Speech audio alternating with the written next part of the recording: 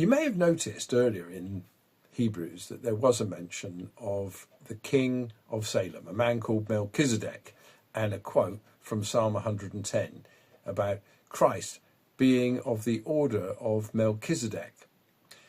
And maybe you just glossed it, many people do, but when you get to chapter 7, there's no getting round it. Melchizedek and the significance of this man for the ministry of Jesus becomes centre stage. Back in Genesis 14, Abraham was chasing Kedorlaomer because he had captured Lot and taken him away as part of the captivity.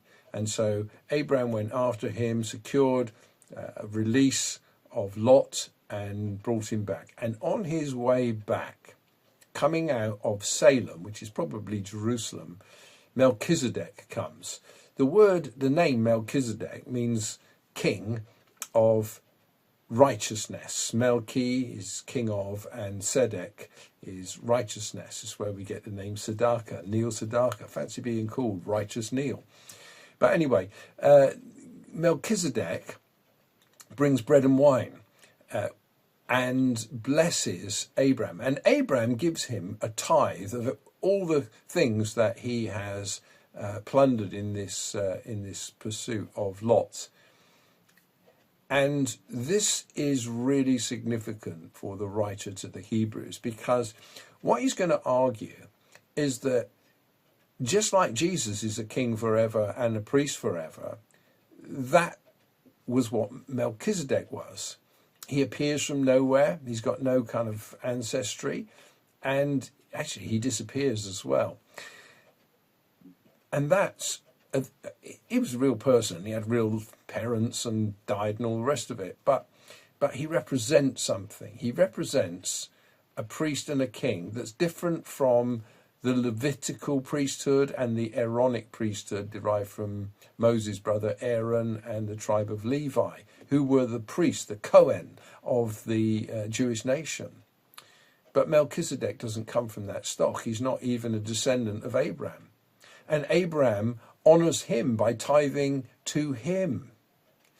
And so we get this picture that the order of Melchizedek, his name only occurs in Genesis 14, Psalm 110, and in Hebrews. Melchizedek has this priesthood that is for eternal priesthood, and that's the nature of Jesus. It's greater than the nature of the Aaronic and the Levite priesthood. And that's what this passage says. It says, actually, Levi was still in the loins of his father, and in that state, blessed Melchizedek. And therefore, looking to the Levitical priesthood as a means of atoning for sin and satisfying the issues that we have, the deep spiritual issues that we have as a race, just won't wash.